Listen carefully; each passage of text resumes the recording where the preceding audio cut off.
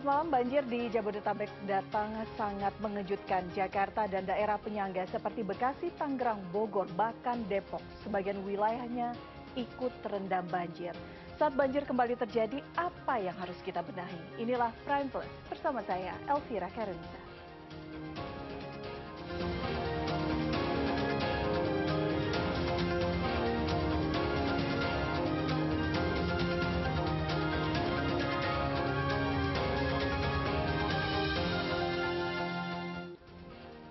Membuka Prime Plus malam hari ini kami akan mengajak Anda untuk memantau sejumlah kawasan yang terdampak banjir. Ada rekan saya Arief Kurniawan di Kebonpala, Jakarta, dan Diego Basro di Pondok Gede Permai, Bekasi, Jawa Barat.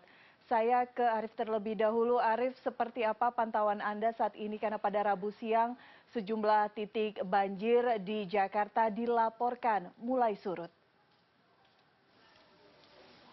Ya, selamat malam Elvira. Betul sekali, saat ini saya berada di RT 13 RW 4 Kebonpala, Kampung Pulau, Jakarta Timur. Dan malam hari ini ketinggian air di titik tempat saya berdiri ini sudah semakin surut ya. Nah ini Anda bisa lihat belakang saya, ini adalah sisa air yang masih merendam di kawasan di RT 13 RW 4 Kebonpala, Kampung Melayu, Jakarta Timur. Tadi siang sekitar pukul 15 itu ketinggian air itu masih di angka 75 cm, tapi pada malam hari ini sudah turun di angka 60 cm. Dan penurunan ini terjadi sangat signifikan karena memang seharian ini cuaca sangat mendukung. Dan sebagai informasi memang di kawasan ini ada 219 KK yang terdampak banjir pada Senin kemarin, mulai dari Senin kemarin, dan ada 771 jiwa yang mengungsi. Dan ketinggian air ini yang paling tinggi itu terjadi sampai dengan ketinggian 3,5 meter. Nah, tapi karena cuaca pada hari ini bagus dan kemarin juga seharian juga tidak hujan, itu penurunan air itu sangat-sangat signifikan. Yang tadinya 3,5 meter turun menjadi 2,5, 2 meter, 1 meter, dan terakhir pada malam hari ini hanya tersisa 60 cm. Dan juga ini di titik tempat saya berdiri, ini adalah perumahan yang paling dekat berbatasan dengan Kali Ciliwung, karena dari ujung sana itu untuk menuju ke pinggir Kali Ciliwung itu hanya berjarak sekitar 25 meter. Jadi memang daerah sini adalah daerah yang paling terdampak dengan banjir yang terjadi. Dan untuk fasilitas listrik ini juga sudah dinyalakan oleh PLN, dan untuk bantuan-bantuan juga di titik pengungsian, karena sebelumnya juga kemarin dari 771 jiwa yang mengungsi di SMP dan di SD terdekat, dan juga di aula masjid terdekat, dan juga di kantor Kelurahan Kampung Melayu itu sudah di-drop bantuan-bantuan berupa box-box makanan-makanan dan juga pakaian-pakaian. Namun dari warga Kampung Melayu Kebonpala ini mereka masih membutuhkan bantuan, terutama pakaian bersih, karena untuk pakaian ini banyak warga mengaku pakaian mereka tuh hanyut terbawa banjir yang tidak sempat untuk mengamankan pakaian mereka. Jadi untuk pakaian-pakaian layak pakai itu mereka masih mengharapkan bantuan.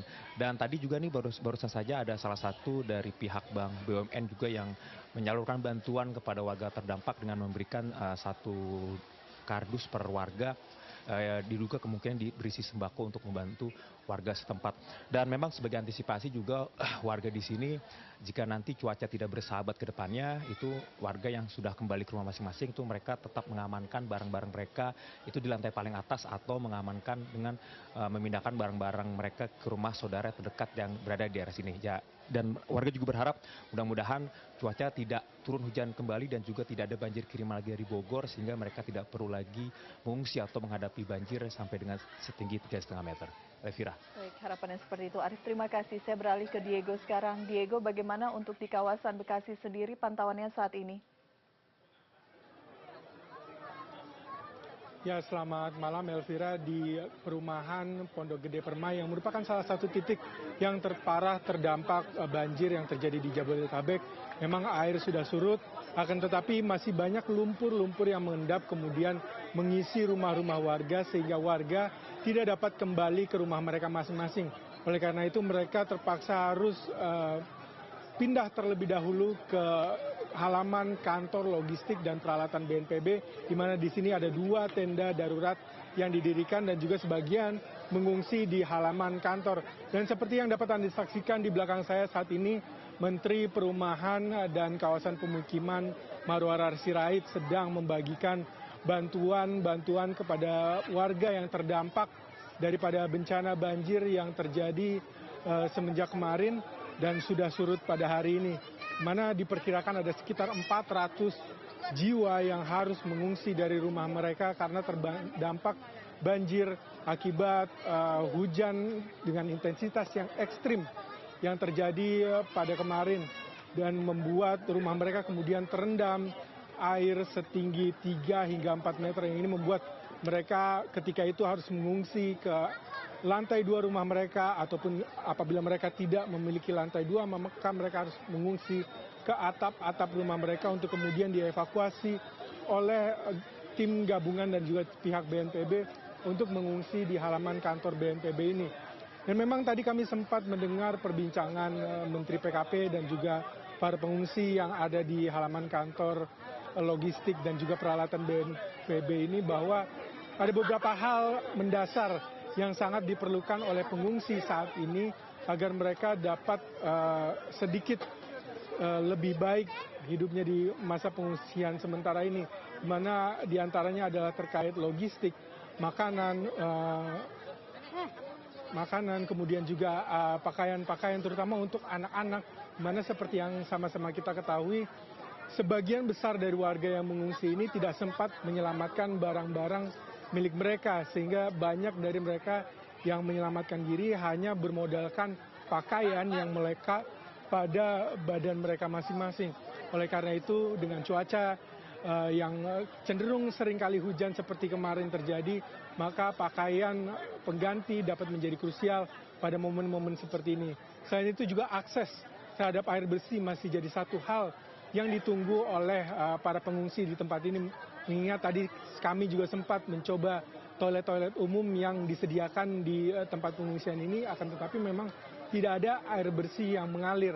Nah, ini yang ditunggu oleh para pengungsi, mengingat mereka sudah 2 hari ini praktis tidak mendapatkan akses terhadap air bersih, atau bisa dikatakan akses terhadap air bersihnya itu sangat terbatas, hanya pada air minum saja.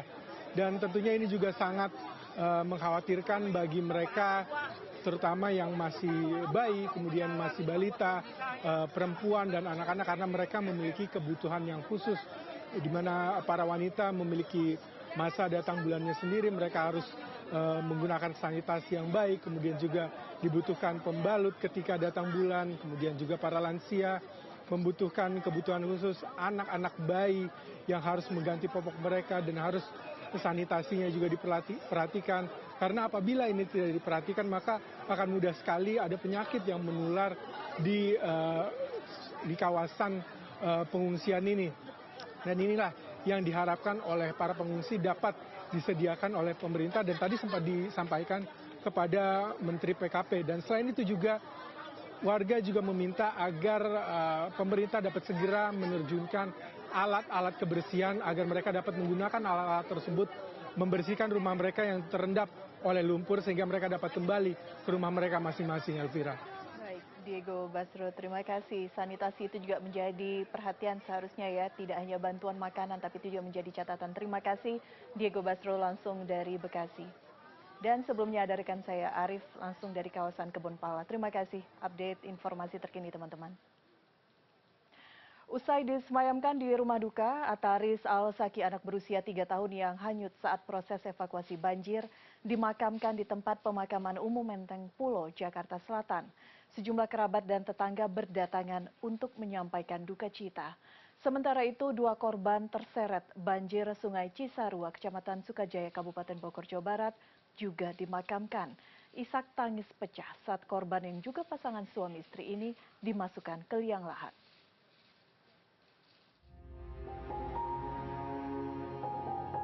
Puluhan warga Kebon Baru, Tebet, Jakarta Selatan mengiringi pemakaman Altaris Al-Zaki, anak 3 tahun yang meninggal terseret banjir Rabu 5 Maret 2025. Ayah korban yang ikut ke pemakaman tidak kuasa menahan kesedihan. Saat evakuasi banjir Selasa 4 Maret kemarin, korban ditemani ayah dan kakaknya. Akibat derasnya Kali Ciliwung, perahu karet yang ditumpangi mereka bersama tim SAR terbalik.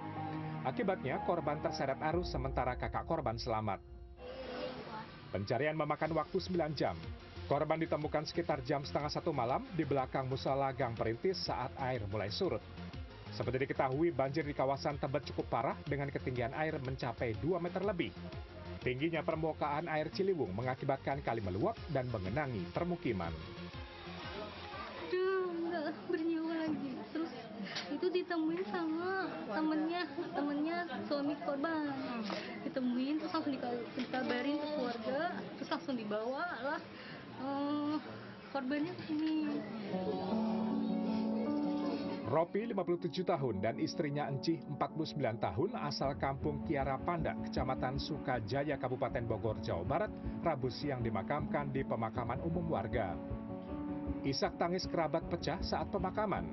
Korban yang juga petani ini ditemukan tidak jauh dari lokasi tenggelam usai keduanya terseret banjir Sungai Cisarua di Desa Kiara Pandak, Kecamatan Sukajaya, Kabupaten Bogor, Selasa sore.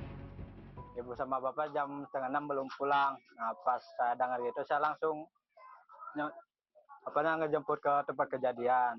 Nah, pas saya tempat kejadian, saya melihat ibu saya udah terbaring gitu di arus gitu. Karena memang beberapa hari ini hujan dengan intensitas yang tinggi, jadi memang arus sungai juga sangat deras. Jadi mungkin kemungkinan kedua pasangan suami istri ini terbawa arus. Ketika kejadian, kampung Kiara Panda sedang diguyur hujan lebat. Akibat intensitas hujan yang tinggi dan Sungai Cisarua meluap, banjir meluas hingga ke permukiman. Tim Liputan CNN Indonesia.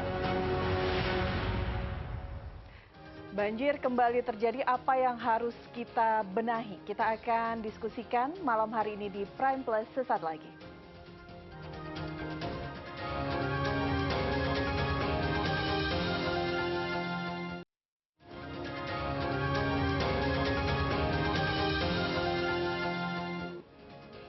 Banjir menjadi masalah yang kerap berulang kali terjadi di kawasan Jabodetabek. Ketidakseimbangan daya tampung sungai, peningkatan debit air akibat hujan ekstrim, serta alih fungsi lahan berkontribusi terhadap banjir besar yang terjadi Selasa kemarin. Yang kemudian menjadi pertanyaan, apa yang harus kita benahi agar banjir besar tidak selalu berulang terjadi?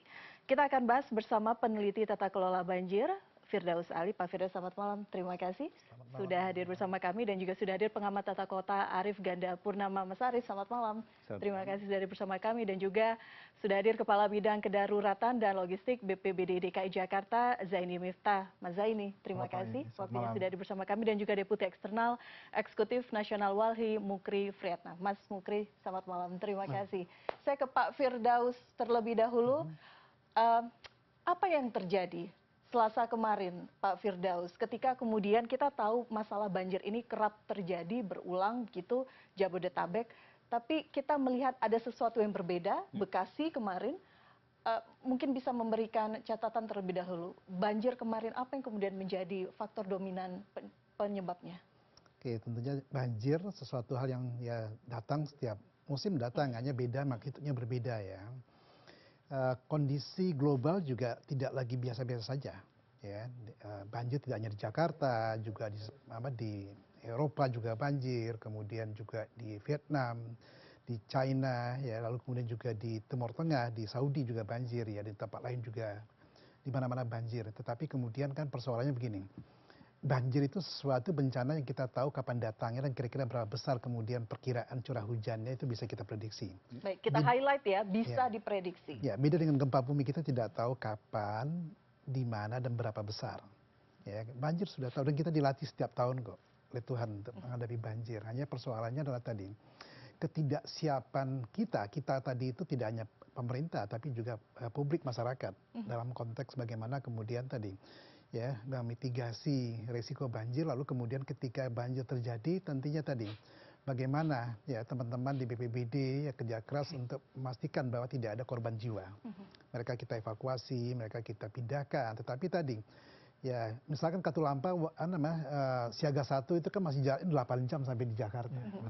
Ya, tentunya punya waktu yang lebih dari cukup untuk untuk kemudian melakukan upaya pemindahan tadi, evakuasi ya, nyawa, kemudian ya harta benda yang berharga. Tapi tadi seperti biasa kita memang selalu tadi bermain dengan resiko tadi. Tapi terlepas dari itu ya, curah hujan yang relatif tinggi, saya katakan tidak ekstrim sekali, beda dengan Januari ya, pergantian tahun 2020 ya. Tetapi kemudian curah hujan dalam waktu yang pendek sekali, durasinya pendek sekali, itu salah satu pemicu. Kedua tentunya tadi bahwa tanahnya sudah jenuh sehingga tidak mampu lagi diresapkan atau diserap ke dalam tanah, sehingga sistem retensi alami kita kan sudah tidak ada lagi, ya. Lalu kemudian tadi infrastruktur kita juga tidak ya berubah banyak, ya. Nah, Jakarta ya kita melihat ya, walaupun tadi curah hujannya lebih berat ke arah timur, ya, tapi Jakarta kan juga terdampaknya sangat signifikan juga gitu kan, walaupun kita sudah melakukan beberapa upaya pengerukan, kemudian normalisasi walaupun belum selesai, belum tuntas, ya. Lalu kemudian unit pompa ditambah, poldernya kemudian diperbaiki, kemudian embung waduk juga dibangun, ya. Tapi saya katakan bahwa itu jauh dari cukup. Ya, saya katakan dalam menghadapi situasi yang normal saja tidak ekstrim, kita masih kurang dari cukup. Baik dengan infrastrukturnya tadi, kedua tentunya tadi bagaimana kita mengantisipasi kondisi-kondisi yang tidak akan kita bayangkan ke depan. Kenapa? Kita sekarang ini sedang dalam krisis iklim. Orang dulu bicara tentang perubahan iklim, sekarang tidak lagi. Kita bicara tentang krisis iklim. Ini yang harusnya diantisipasi oleh Pemda. Kita tidak bisa menyalahkan Pemda, kenapa? Kan ada jawabannya. Orang baru dilantik baru 10 hari yang lalu kok, gitu kan. Jadi masih Tapi kan gagap. upaya penanggulangan ini sebenarnya sudah dilakukan di era-era pemerintah provinsi sebelumnya. Sudah, tetapi tadi kan belum tuntas. Misalkan dikaitkan dengan normalisasi kan tidak ada progres, kenapa pembebasan lahan tidak dilakukan gitu ya. Lalu banyak hal yang tidak dikerjakan ya sebelumnya. Tapi belajar dari kondisi yang ada saat ini tentunya ya. Gubernur baru, wakil gubernur baru dengan jajarannya, saya yakin mereka sangat punya keinginan besar, ya. Kenapa? Kita lihat baru hari Kamis dilantik, ya, Kamis sore itu langsung siaga pasukan biru, pasukan orange, gitu ya, dengan alat berat di 5 wilayah. Lalu kemudian hari Minggu tanggal 23 itu saya baru pertama kali melihat, ya, objektif saja gitu kan, itu wakil gubernur itu turun ke bawah untuk tadi memulai pengerukan. Ya, baru dimulai tanggal 23. Ya, otomatis itu belum signifikan ininya, tapi setidaknya spirit itu sudah ada gitu. Baik, jadi sebenarnya apa yang dilakukan saat ini sangat jauh dari apa yang dibutuhkan. Setidaknya masih ada upaya-upaya lain yang diperlukan, ya Pak Firdaus. Saya ke Anda terlebih dahulu, update terakhir untuk kondisi Jakarta seperti apa? Karena kemarin disebutkan beberapa warga mengatakan banjir untuk tahun ini lebih parah dibandingkan banjir-banjir tahun sebelumnya 2020 misalnya. Beberapa wilayah yang sebelumnya tidak tergenang, saat ini juga mereka harus merasakan dampak banjir. Baik, izin saya sampaikan, saya baca data ya. BPBD Provinsi DKI Jakarta mencatat sampai dengan pukul 15 waktu Indonesia bagian Barat, itu genangan masih terjadi di 24 RT DKI Jakarta. Adapun daerah yang terdampak di Jakarta Barat, di Kelurahan Rawabuaya, Kelurahan Kembangan Utara, Jakarta Selatan, Pangadegan, Kelurahan Bintaro, Jakarta Timur, Bidara Cina, Kampung Melayu, Cawang, dan Cilitan. Kalau tadi bicara kita terdampak lebih besar pada ini, saya pikir tidak lebih besar daripada tahun sebelumnya. Ini hanya terdampak di 3 wilayah kota. Kalau sebelumnya hampir menyeluruh. Karena ini kan tadi sampaikan sebelumnya narasumber, ini kan terjadi hanya akibat dari hujan yang terjadi di hulu. Gitu. Tidak ada terjadi hujan lokal dan dari rob. Kalau mungkin ini terjadi dari tiga-tiganya, ini dampaknya akan jauh lebih besar. Mungkin lebih hebat dari tahun sebelumnya. Seperti itu. Oke, untuk catatan sendiri, untuk kerusakan dan lain-lain, data terakhir termasuk jumlah korban jiwa, Mas Zaini? Oke, baik. Kalau saat ini kita terdapat 26 lokasi untuk pengungsian ya, sampaikan. Lalu total pengungsi sampai saat ini sejumlah 2.371 jiwa, seperti itu. Jadi jiwanya sejumlah 2.371, seperti itu. Oke, baik. Saat ini kan artinya bantuan itu menjadi salah satu yang utama. Kita melihat tadi bagaimana warga tidak hanya makanan, sanitasi, dan lain itu juga menjadi catatan penting. Yang dibutuhkan untuk teman-teman yang saat ini masih berada di pengungsian, Mas Zaini? Baik, kita dari Pemprov DKI Jakarta, tidak hanya BPBD, ini kan kita bicara secara pentahelik ya, gitu kan. Nah, ini kita sudah bahu-membahu untuk menangani kejadian banjir seperti ini. Bantuan dari khususnya dari Pemprov DKI Jakarta itu berupa makanan siap saji, ada paket kidswear, air mineral, selimut, family kit, mukena, matras, termasuk kita penyediaan tenda-tenda dan segala perlengkapan dan logistik yang ada di seluruh Pemprov DKI Jakarta semua kita kerahkan. Jadi kita sampai BKO, hanya tadi kan disampaikan bahwa 3 wilayah yang terdampak, tapi dari wilayah lainnya tidak terdampak itu kita turunkan. Contohnya dari utara dan pusat kita bantu untuk BKO dalam penanganan banjir saat ini. Oke, baik. Itu juga menjadi perhatian saat ini ya. Jadi memang kita udah totalitas, apalagi dengan semangatnya gubernur baru saat ini dan wakil gubernur baru kan, gitu. Sampai beliau diteror, ini bagi kita ini satu tantangan dan jadi cambuk buat Pemprov DKI Jakarta, khususnya SKPD yang terkait dalam penanganan kebencanaan seperti itu. Oke, pekan pertama langsung ada ujian gitu setidaknya untuk gubernur yang baru terpilih dan juga untuk beberapa kepala daerah lainnya. Saya ke Walhi, Mas Mukri, catatannya dari Walhi seperti apa? Ini kan kita melihat rangkaiannya, awalnya kita melihat apa yang terjadi di Bogor, kemudian curah hujan cukup tinggi, kita melihat apa yang terjadi di Jakarta, Depok, Tangerang, Bekasi. Ya, kalau Walhi itu kan domainnya untuk isu lingkungan ya. Jadi kami praktis selalu menyebut banjir ini adalah bencana ekologis. Kenapa? Karena konteksnya ada 2. Satu, melihat unsur yang namanya daya dukung, yang kedua melihat unsur yang namanya daya tampungnya. Nah, daya tampung di Jakarta itu rata-rata sudah banyak yang hilang, gitu ya, tergantikan atau disebut teralih fungsi. Demikian juga di tempat yang lain, seperti di Bekasi. Nah, yang berikutnya, untuk menjadi instrumen supaya ini tetap ada, minimal dia mampu dijaga, kalau nggak mampu misalnya diperluas, itu kan tata ruang ya. Lewat tata ruang, salah satunya adalah ketersediaan ruang terbuka hijau. Nah, RTH contoh seperti di Bekasi. Di Bekasi itu kota dari 6.700, kemudian angkanya turun. Beberapa tahun terakhir ini. Kebalik, mestinya dia punya ketentuan untuk naikin. Demikian juga yang kabupaten. Kalau kabupaten masih rada mending ya, kalau di Kabupaten Bekasi dia punya kemampuan untuk meningkatkan persentase pertambahan luas RTH-nya. Definisi rada mending itu gambarannya berapa? Dia dari 5.000 naik misalnya ke 5.100 gitu ya. Ada kemauan untuk bikin taman-taman baru seperti itu. Itu yang disebut dengan peningkatan persentase ketersediaan ruang terbuka hijau. Itu basis yang pertamanya.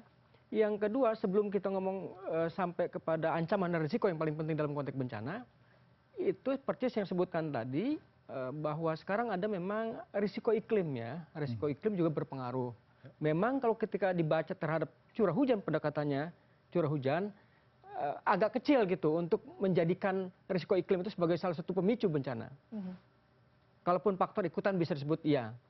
Nah, yang ketiga yang perlu kami sampaikan adalah terkait dengan bencana ini adalah ancaman dan risiko.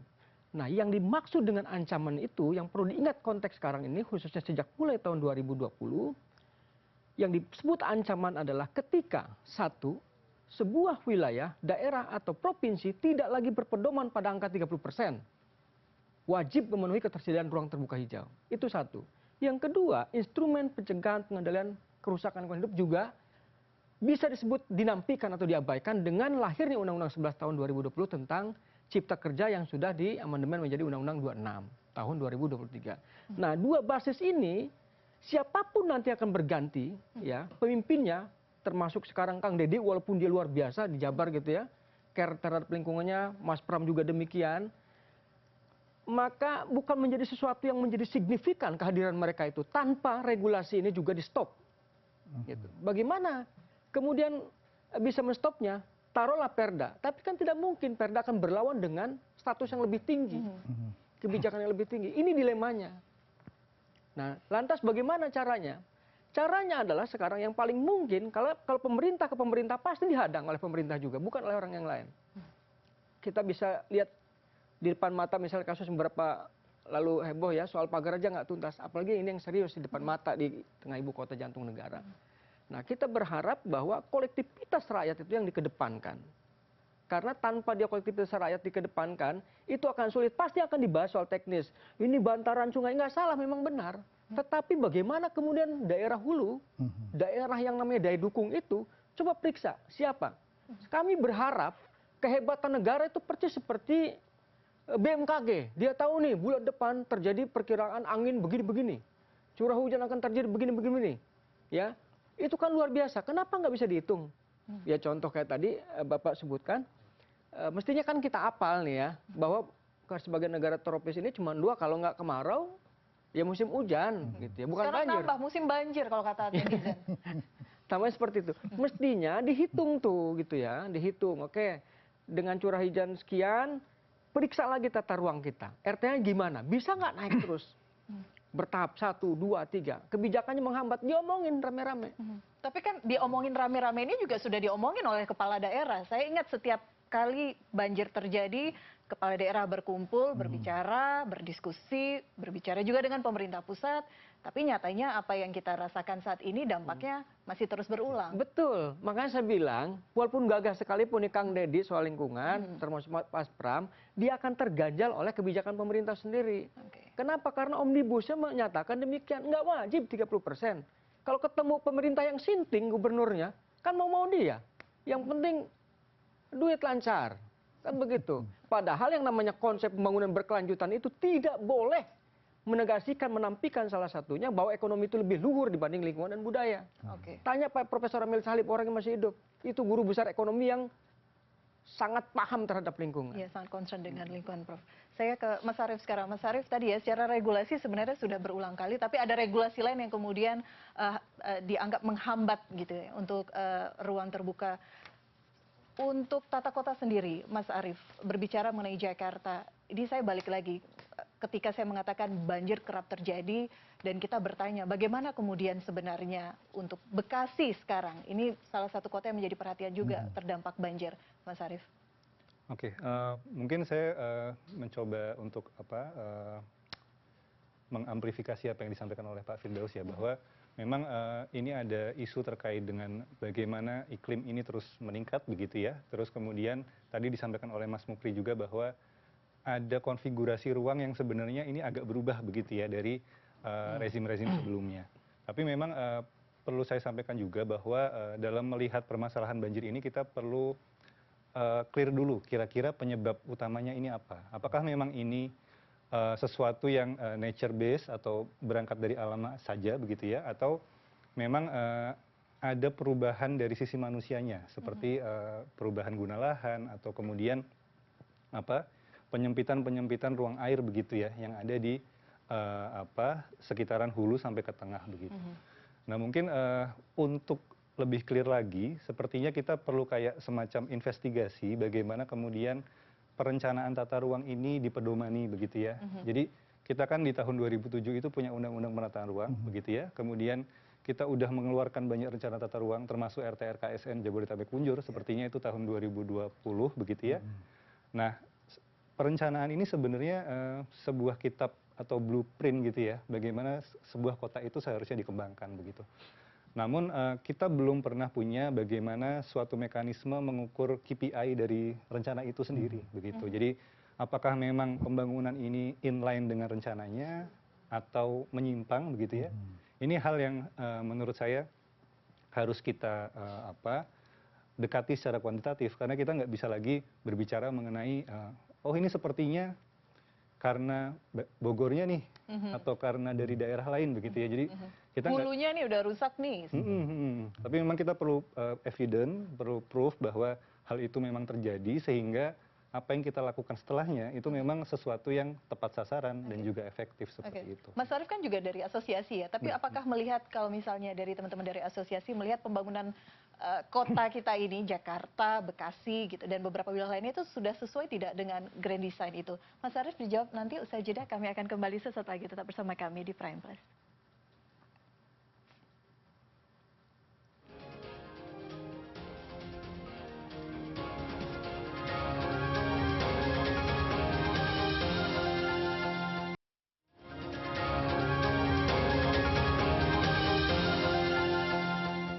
Menurut saya kan salah juga tata ruangnya.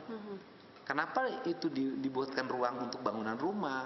Kenapa ruang yang daerah pesawahan, daerah rawa diuruk, dibuat menjadi pemukiman? Kan sebenarnya kalau mau nyalah-nyalahin, ya salah tata ruangnya, salah yang memberikan IMB-nya kalau nyalah-nyalahin. Tapi kan hari ini kita tidak boleh lagi nyalah-nyalahin, peristiwanya sudah terjadi. Karena peristiwanya sudah terjadi, ya cara yang terbaik hari ini adalah mencari solusi, bukan saling menyalahkan. Termasuk untuk di hulu juga itu ya Pak? Hulu ya sudahlah, tadi saya sudah bikin rapat, saya keluarin peraturan gubernur, larangan alih fungsi lahan dari areal perkebunan, areal pertanian, areal kehutanan, dan areal-areal lainnya yang memiliki fungsi-fungsi serapan untuk dialihfungsikan menjadi kepentingan komersial. Itu udah diteken ya Pak Bari? Hari ini akan saya teken, hari ini saya minta dikeluarin pergubnya. Banjir yang terjadi di Jakarta sekarang ini boleh dikatakan mayoritas hampir 90% lebih adalah kiriman. Karena curah hujan di Jakarta sendiri cukup rendah, Mas.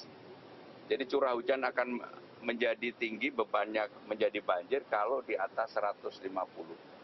Nah, yang di atas 150 termasuk 180 bahkan ada yang 200, itu semuanya terjadi di atas. Tetapi kami tidak mau menyalahkan siapapun. Ini menjadi tanggung jawab pemerintah Jakarta untuk mengatasi itu. Setidaknya tadi dua kepala daerah menyatakan tidak mau menyalahkan siapapun atas banjir yang terjadi dalam 1-2 hari kemarin, tapi kita berusaha untuk mencari solusi. Saya ke Mas Arief. Kalau tadi Pak Gubernur Jawa Barat mengatakan bahwa ini ada yang salah nih, yang memberikan izinnya untuk pemukiman dan lain-lain, developer dan lain-lain, ya kenapa bisa diberikan izin gitu. Nah, tadi pertanyaan saya sebelumnya, apakah sekarang pembangunan untuk kota di Jakarta, Bekasi dan wilayah lainnya itu memang sesuai dengan regulasi dan grand design yang ada? Ya, mungkin saya coba buka ya bagaimana kemudian satu ekosistem perencanaan ini memang tidak hanya berdiri sendiri begitu ya. Jadi rencana tata ruang ini kan bukan suatu produk yang final begitu ya, tapi dia diikuti dengan dokumen perizinan, diikuti dengan dokumen pertanahan begitu ya. Kemudian ada mekanisme pasar yang bergerak begitu ya, real estate atau pengembangan properti begitu ya. Nah, mungkin dari undang-undang PA ya, Pokok Agraria tahun 60 dan juga undang-undang tata ruang itu banyak sekali istilahnya artikulasi begitu ya, yang kemudian diartikan oleh pasar bagaimana mereka bergerak di ruang-ruang yang belum memiliki kejelasan status apakah dia RTH, apakah dia zona resapan begitu ya. Jadi artikulasi ini apakah bisa disamakan juga, disalahgunakan kemudian regulasi yang ada, kemudian dicari celah-celahnya untuk membangun akhirnya pemukiman yang tidak sesuai dengan peruntukannya? Ya, maksud saya adalah bahwa di sini untuk menegakkan RT RW kita perlu peran banyak pihak, terutama bagaimana kita mensosialisasikan informasi di dalam RT RW ini supaya pembangunan berkelanjutan, supaya pembangunan ideal ke elemen masyarakat termasuk bisnis begitu ya. Jadi supaya teman-teman di elemen bisnis ini tidak wait and see begitu ya, bagaimana mereka membangun dulu baru kemudian oh ya udah sebelum RT RW-nya terbit kita masih bisa nih begitu ya. Jadi mekanisme itu yang sekarang masih berlaku terus karena RT RW pun akan direvisi setiap 5 tahun dan terus-menerus begitu ya. Jadi ini adalah satu siklus di mana kita perlu ada reforma ya, bagaimana proses partisipasi masyarakat yang baik dan keterlibatan semua stakeholders itu harus secara penuh begitu ya di dalam penyusunan RT RW seperti itu. Oke, tiap 5 tahun kemungkinan berubah dan itu yang kemudian kita mempertanyakan mengapa ini tidak tertangani dengan baik penanggulangannya Pak Firdaus. Pak Firdaus dari tadi senyum-senyum, Mas tadi menyaksikan bagaimana komentar dari kepala daerah, ada yang mengatakan tadi Mas Pram ini banjir kiriman, meskipun tidak mau salah-salahan, tapi kan harus ada yang bertanggung jawab, setidaknya begitu Pak Firdaus. Ya, saya setuju, yang bertanggung jawab itu kita semua, ya, baik pelaku usaha, kemudian publik, ya, lalu kemudian pemerintah daerah, gitu ya. Saya setuju bahwa kita itu memang duduk bersama ya, rapat gitu ya, tapi kemudian jalan sendiri-sendiri. Yeah. Kenapa? Ada hal yang memberikan pressure kepada kepala daerah itu ketika mereka kemudian punya tekanan fiskal. Ya, jadi kemudian ada keterbatasan fiskal tadi yang membuat kepala daerah itu dalam tanda kutip ya dengan jajarannya kreatif. Sehingga konversi lahan itu tidak bisa ya harusnya bisa dihindari gitu, tapi tadi tidak bisa kita tolerir, tapi itu terjadi. Ya kita lihat puncak dan sebagainya ya. Bekasi juga berubah dengan cepat sekali ya, dari dulu kawasan resapan kemudian berubah fungsi, kawasan industri, kemudian perumahan dan sebagainya gitu kan. Dan beban Jakarta juga kan semakin berat. Makanya kemudian ya di Undang-Undang 2 tahun 2024 tentang DKJ tentang dibunyikan ya tentang aglomerasi tadi ya. Ini kan penting bahwa Jakarta tergantung dengan hulu, tergantung dengan Depok, Bogor, tergantung dengan Bekasi, Tangsel, ya, kemudian dengan Tangerang, itu sebuah fakta yang tidak bisa kita hindari dalam berbagai apapun juga ya. Kita berharap nanti bahwa konsep aglomerasi tadi itu diterjemahkan bahwa urusan penanganan apakah itu masalah lingkungan ya, kemudian juga masalah yang lebih spesifik lagi terkait dengan sampah, terkait dengan traffic lalu lintas, itu diselesaikan bersama. Tidak bisa Jakarta sendiri gitu karena apalagi kita bicara banjir ya. Kita ingin tadi sinkronisasi tata ruang tadi itu tidak hanya tadi ya diketatkan di satu wilayah tapi di tempatnya dilonggarkan ya. Nah, dulu kan kita punya BKSP ya. Ya, tapi kemudian itu kan tidak jalan ya karena memang ada hambatan regulasi, ketentuan macam-macam gitu kan. Ya, kalau bagi saya sebagai orang lingkungan gitu ya, harusnya tadi ketika Jakarta ingin mendapatkan benefit dari orang di hulu dalam rangka menjaga ruangnya, dia harus berhak mendapatkan ini tadi insentif gitu kan. Dan sebaliknya ya, jadi kemudian ini harus dituangkan ke dalam konsep yang lebih nyata lagi sehingga kebersamaan di aglomerasi tadi tercipta untuk menyelesaikan masalah tadi. Tadi kan sampaikan bahwa banjir mulai 3 hari yang lalu itu kan mostly memang kiriman. Ya, yang tidak mampu ditampung oleh badan air kita gitu kan. Nah, pemerintah kemudian pusat ya karena ini masih ibu kota negara ya membangun ya, bendungan kering ya, Ciawi, Sukamahi ya. Tetapi itu kan dari dulu kita sadari itu kan tidak cukup dan kita kemudian punya sodetan Ciliwung ke BKT ya, itu pun juga tidak cukup ya. Kemudian normalisasi itu juga belum cukup. Kenapa? Dulu itu ketika hujan turun ya yang meresap itu 90%, yang dilimpaskan 10%, sehingga salurannya itu masih bisa menampung ya. Dan dasnya sehat. Das sehat menunjukkan kalau musim kemarau dengan musim hujan itu fluktuasinya kecil. Sekarang ini kan ekstrim sekali. Ya, artinya memang dasnya tidak sehat ya. Lalu apa yang harus dilakukan? Tadi kita harus membuat retensi artifisial yang dibangun di Ciawi, Sukamahi itu adalah retensi artifisial.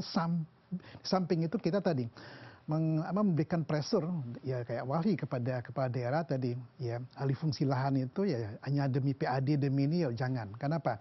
Biayanya costnya jauh lebih mahal nanti dibandingkan dengan pendapatan yang didapatkan ya tidak seberapa kok. Kenapa?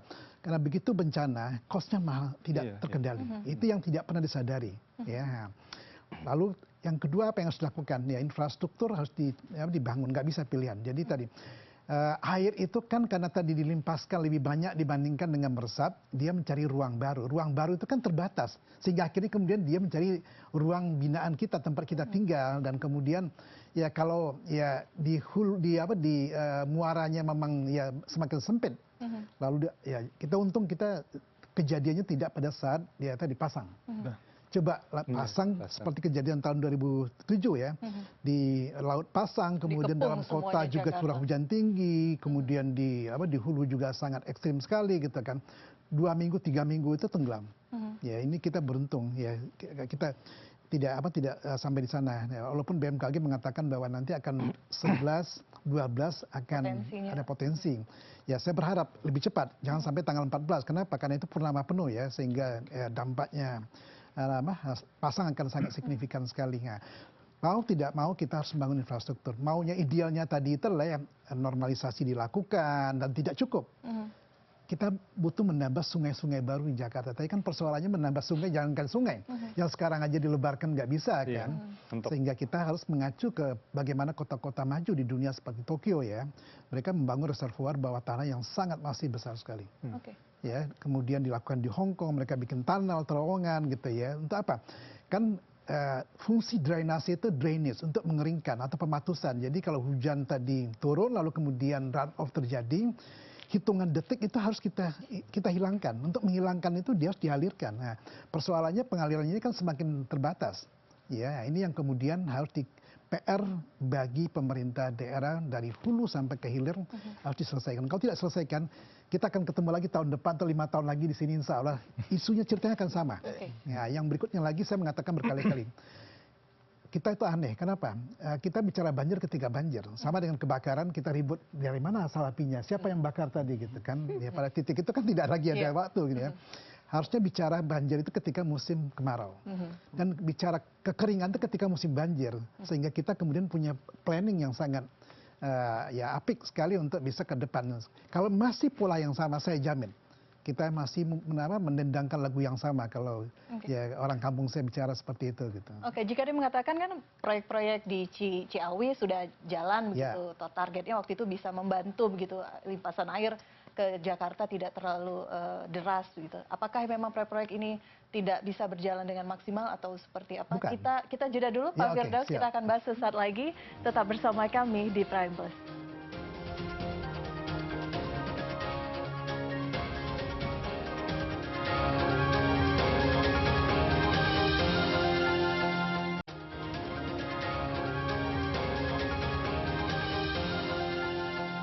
Lanjutkan diskusi malam hari ini. Tadi terpotong Pak Firdaus, kita berbicara mengenai di Sukamahi, Ciawi, ini proyek yang dulu ketika banjir bertahun-tahun lalu, bagaimana kemudian mendorong agar ini segera selesai. Sudah diresmikan, sudah berjalan, ternyata hasilnya kalau warga melihat belum maksimal juga.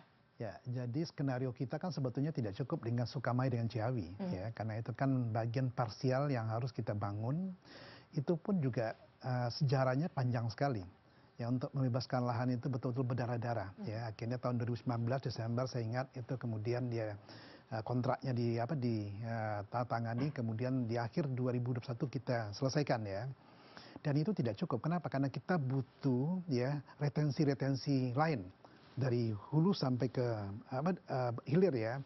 Ya, kita ingin dibangun lagi di Bogor, kita ingin lagi dibangun di Depok gitu kan, dan kita ingin di mana Bogor, Depok juga punya program yang inline dengan tadi reduksi debit yang masuk ke Jakarta. Yang terjadi kemarin itu adalah curah hujan yang justru tinggi itu ya di bawah dari bendungan Ciawi Sukamahi gitu kan. Jadi memang ya fungsinya tidak efektif gitu kan. Nah, tapi kalau kejadiannya tadi curah hujannya di hulu, otomatis ya signifikan. Kenapa? Karena itu bendungan kering. Jadi kita kosongkan ketika masuk musim hujan, begitu musim hujan baru kita isi, lalu kemudian kita lepas pelan-pelan. Persis seperti retensi alami gitu kan. Nah, lalu ini yang kita harapkan ya di tahun-tahun yang akan datang, sistem retensi buatannya harus kita perbanyak. Ya sepanjang tadi mulai dari pasca Ciawi Sukamahi terus ke Jakarta. Hanya persoalannya tadi pasti terkendala di pembebasan lahan. Ya, saya akan berikan solusi sebetulnya alternatif gitu kan. Dan ini sudah dilakukan di banyak negara di luar negeri gitu ya. Yaitu adalah kalau memang kita tidak mungkin lagi mendapatkan lahan di permukaan, udah bangun di bawah tanah. Ya, karena dan memang sebuah keniscayaan. Dulu kan kita tidak punya ruang vertikal ke atas kan. Sekarang kan memang tidak ada pilihan, kita harus vertikal ke atas dan vertikal ke bawah. Ya, dan kita dorong nanti Pemprov DKI Jakarta punya kebijakan baru kalau bangun gedung dikasih izin. Kalau mereka minta izin parkir, parkirnya itu ya ke atas, ke bawahnya itu adalah retensi. Ya, sehingga tadi itu menjadi bagian dari ya, untuk mengendalikan limpasan tadi sekaligus untuk apa? Untuk cadangan air baku maupun cadangan pemadam kebakaran. Jangan sampai mau terjadi kebakaran airnya di mana? Mencari gitu sumber kan. airnya terlebih dahulu. Itu kan kejadian yang jamak terjadi. Jadi kita berharap ya kami di tim transisi juga menyiapkan terobosan-terobosan untuk bisa dieksekusi dalam 100 hari and beyond. Jadi bukan hanya 100 hari, 100 hari itu terlalu pendek ya, tapi setidaknya tadi rencana-rencana strategis itu akan dicanangkan dalam 100 hari ini, kemudian ya dieksekusinya jangka menengah dan jangka panjang, sehingga ini betul-betul kita berharap ya Jakarta akan betul-betul berubah ke depan, dan tentunya tidak hanya Jakarta. Kita berharap ya tadi Bekasi, Depok dan sebagainya, begitu Elvira. Oke, baik. Mas Mukri, tanggapannya? Ya, kalau kami sih gini ya, jadi bencana ini kan ada karena salah satunya faktor ancaman. Buat kita yang disebut salah satu ancaman itu adalah diantaranya kebijakan. Salah satunya pasal-pasal yang termuat dalam Undang-Undang Cipta Kerja yang terkait dengan tidak lagi menentukan 30% ruang terbuka hijau. Gitu ya. Yang kedua terkait dengan instrumen pengendalian pencegahan perusakan lingkungan disebut AMDAL. Jadi orang sekarang ini semau mau. Gitu, nggak bisa ngapa-ngapain kepala daerah walaupun misalnya gagah mandraguna. Sulit sepanjang itu tidak dikembalikan. Karena itulah alat mendembarkasi supaya jangan kemudian kalaupun dia menimbulkan kerusakan nggak menjadi mayor gitu ya. Nggak banyak-banyak amat. Karena itu Walhi sekarang ini sedang memasukkan judicial review terkait dengan kebijakan tersebut harapannya ke depan memang itu dikabulkan sehingga kalaupun kita tidak sempurna atau paripurna dalam mencegah mengendalikan kerusakan lingkungan berdampak banjir, paling tidak ada upaya lebih baik dibandingkan dengan hari-hari sebelumnya seperti itu. Kalau kita melihat 10 tahun terakhir ini trennya seperti apa sebenarnya, apalagi terkait AMDAL ini? Ya semakin kemari itu semakin banyak gitu ya. Kalau banyak pelanggaran atau bukan? Contohnya di banjir aja, ambil satu sektor. Biasanya itu pun relatif aman. Papua bisa dihitung yang terbesar itu sejak saat ini itu Wasior tempo hari. Sekarang tuh udah banyak titik. Benar. Di Papua itu yang jarang. Yang paling curah ekstrimnya paling besar berdasarkan data BMKG juga di Papua. Di atas 400 mereka itu. Tapi kok nggak jadi banjir? Kenapa? Karena hutannya masih banyak. Itu bedanya. Nah sekarang ketika kemudian kebijakan yang memberikan keleluasan untuk mengabaikan instrumen lingkungan gitu ya, untuk ketercukupan ruang terbuka hijau, di banyak tempat semakin banyak bencana. Di Bandar Lampung juga tuh. Kenapa? Akibat bukitnya dibabat, dipangkas, dikeruk untuk menjadikan material reklamasi. Ya sekarang nunggu waktu. Udah pada kanyut mobil yang sebelumnya nggak pernah terjadi gitu. Nah orang-orang ada memang yang disebutnya air genangan, itu udah umum. Biasanya ini yang saya bilang teknis ya, biasanya gotnya mampet tuh karena sampah. Tapi sekarang nggak begitu lagi, dua-duanya. Baik pada level teknis maupun pada level substansi. Bukan tidak bagus perencanaan ini. Pakar-pakar kita luar biasa hebat tuh. Tapi pada saat dieksekusi, nggak ngapa-ngapain nih orang, nggak laku barang ini. Udah, orang udah capek gitu ya, ngadain diskusi. Harus sampaikan ngundang publik ya, ada konsultasi publik saat pembahasan tata ruang, udah benar tuh nggak salah, diikutin prosedurnya. Tapi ketika praktek itu banyak yang dilanggar dan dilabrak. Yang cilakanya lagi bahwa asumsinya tata ruang itu adalah hanya memberikan perlindungan pemanfaatan buat kita aja manusia, enggak kemudian menjamin ruangnya air, ruangnya habitat atau ekosistem yang lain. Itu yang kemudian terjadi kekeliruan. Jadi pola pikir pelaku pembangunan itu seperti itu yang terjadi. Oke. Ya, mungkin saya ingin menambahkan dari Pak Firdaus juga bahwa memang saat ini kita mekanisme kebencanaan ini kan berjalan ketika ada bencana begitu ya. Dan bencana ini kan kita pahami sebagai satu event begitu. Jadi ketika ada banjir, oke kita bergerak begitu ya. Nah cuma memang seharusnya kita punya kayak semacam timeline begitu ya. Bagaimana kemudian kita menyiapkan hal ini, menyiapkan kejadian ini supaya tidak menimbulkan fatality dan lain sebagainya, serta mengurangi dampaknya begitu ya. Jadi mungkin kita berbicara bagaimana mengantisipasi resiko, serta bagaimana kita bisa meminimalisir dampak. Artinya kita perlu ada satu mekanisme di mana mungkin kita perlu adaptasi ataupun mitigasi. Nah mitigasi ini apa? Mungkin kita perlu ada semacam substansi khusus di kota-kota tertentu yang memang itu kepadatannya sangat tinggi, yang mungkin banyak mallnya begitu ya, sehingga kemudian banyak area-area RTH yang terreplace begitu ya. Jadi kita perlu ada semacam strategi untuk kota-kota sekitaran metropolitan misalkan, kayak Bekasi, Tangerang, Depok dan lain sebagainya. Karena saya rasa untuk kota-kota di sekitaran metropolitan ini yang merasakan dampak paling masif dari aktivitas yang sangat besar di kota Jakarta itu sendiri. Belum lagi tambahan tadi ya, bagaimana ekstrimnya perubahan iklim yang terjadi belakangan ini. Bagaimana kemudian mitigasi dan adaptasinya untuk tata ruang ini, Mas? Ya, kalau kita coba ambil contoh misalkan dari Belanda begitu ya, itu ada konsep kayak semacam nature based solution. Bagaimana kita kemudian melakukan normalisasi ataupun naturalisasi begitu ya terhadap kanal-kanal yang ada di kota begitu ya. Dan mungkin juga kita bisa mengklaim kembali kira-kira zona-zona mana yang bisa kita optimalisasi untuk fungsi-fungsi resapan. Jadi kita nggak sepenuhnya harus istilahnya mendisplace atau memindahkan orang dari zona itu, tapi bagaimana supaya kualitas dari resapan airnya masih terjaga, seperti tadi disampaikan oleh Pak Firdaus, mungkin kita pakai strategi masukin ke tanahnya begitu ya, atau mungkin ada teknik lain yang secara hidrologi itu bisa dilakukan seperti itu. Jadi sebenarnya kita bermainnya lebih ke optimalisasi dari fungsi ruang itu sendiri sih.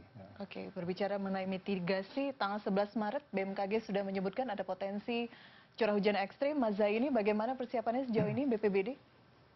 Memang informasi saya dapat dari BMKG sudah memprediksi pada tanggal 11 sampai dengan jadi kita bicaranya deserian ya. Deserian itu 1 sampai 10. Jadi deserian pertama, kedua dan 3 per 10-an memang ini curah hujan cukup tinggi. Tapi sekali lagi Pemprov DKI Jakarta, khususnya saya mewakili Pemprov DKI Jakarta, kita sudah berusaha untuk melakukan yang terbaik. Salah satunya adalah berkaitan masalah cuaca, kita melakukan namanya OMC. Dan OMC ini kita sudah lakukan pada tahun lalu ketika Nataru itu sebagai proyek awal Pemprov DKI Jakarta melakukan OMC, dan ini baru pertama kali. OMC ini adalah modifikasi cuaca. Betul, modifikasi cuaca, dan ini baru pertama kali dilakukan oleh Pemprov seluruh Indonesia. Sebelumnya ini kita menggunakan dana BNPB seperti itu. Nah ini sudah kita lakukan, dan insya Allah nanti untuk prediksinya BMKG ini kita insya Allah akan melakukan OMC yang tahap ke-3 di tahun 2025 seperti itu. Baik, modifikasi cuaca tidak mampu membendung mungkin sepenuhnya, tapi tidak bisa mengurangi, begitu ya Mas Zaini ya? Baik, jadi gini, dari hasil pelaksanaan OMC kita di tahun lalu di tahun 2005 ini di tahap pertama, tahap kedua, dan tahap yang insya Allah kali ketiga, itu yang sudah kita laksanakan ini adalah 50-65% tingkat keberhasilannya.